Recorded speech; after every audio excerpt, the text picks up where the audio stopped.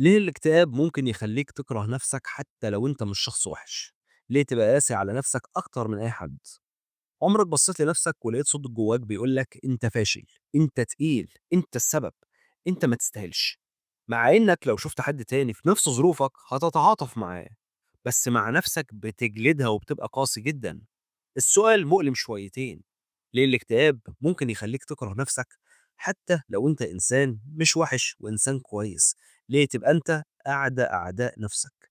خلّينا نفهم لإن ده مش حقيقة، ده تأثير الاكتئاب على طريقة التفكير. أول حاجة لازم تعرفها إن الاكتئاب بيغيّر فلتر التفكير أساسًا، حاجة عندنا اسمها انحياز سلبي في الإدراك، يعني المُخ بيبدأ يلاحظ الغلط زيادة عن اللزوم، بيلاحظ الغلط وبيلاحظ العيب والضعف ويكبّرهم جدًا.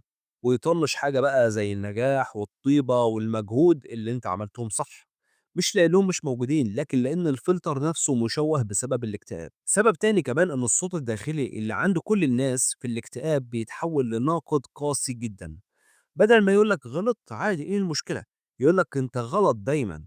في فرق بين عملت غلطة وأنا أصلًا طول الوقت غلط. الاكتئاب بقى بيخلط ما بين الاتنين. نقطة كمان عميقة شوية إن الاكتئاب بيقلل الإحساس بالقيمة الذاتية، فتبدأ تشوف نفسك من منظور العيوب فقط، زي كاميرا مركزة على بقعة سودا وسايبة الصورة كلها. كمان في الاكتئاب المخ يحب يلاقي السبب للتعب، فلما يحس بألم داخلي بيسأل هو مين السبب، وأسهل إجابة عليه هي أنا. مش لأنها صحيحة، لكن لأنها إجابة سريعة. لوم النفس يديك إحساس زائف بالسيطرة، لو المشكلة أنا يبقى في تفسير، حتى لو التفسير ده مؤذي ومش حقيقي. نقطة كمان مهمة إن الناس المكتئبة غالبا بيكون عندهم تعاطف كبير جدا مع غيرهم، بس قليل قوي مع نفسهم. يعني المعايير اللي بتسامح بيها الناس ما بتطبقهاش على نفسك. ليه؟ لأن الاكتئاب بيخليك تحس إنك استثناء من هذه الرحمة، وده وهم بس صوته عالي جدًا. طيب أنا المفروض أعمل إيه لو أنا حاسس بالإحساس ده؟ أول خطوة أفصل ما بين صوت الاكتئاب وما بين صوت الحقيقة.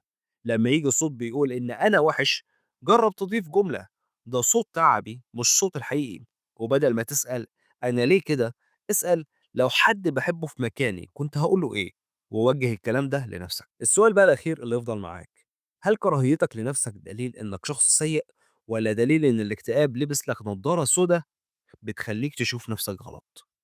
لو عجبتك الحلقة ما تنساش تعمل لايك وسبسكرايب للقناة، ونشوفك الحلقة الجاية.